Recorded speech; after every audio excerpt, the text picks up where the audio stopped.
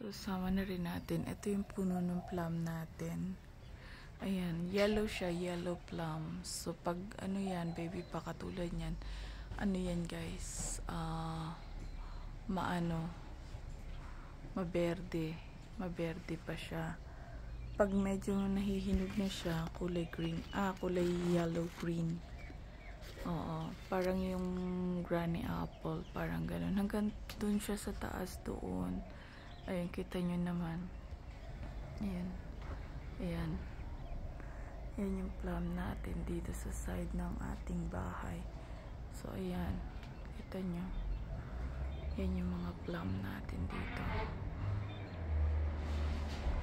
So, parang hanggang doon sa taas. Ayun, matama na pa siyang bunga doon sa taas, guys. So, ayan. Sorry, maliit ang kamay. Ayan, ayan, ayan, ayan, ayan, ayan, ayan. Hanggang doon. Yung nectarine natin, hindi ko po makita masyado ang bunga. Masyadong malago ang dahon. So, mataas guys yung puno. Ayan siya. Katabi ng nectarine. So, hindi natin masyadong makita yung bunga ng nectarine. Pero doon sa gilid, kitang-kita na yung mga bunga niya.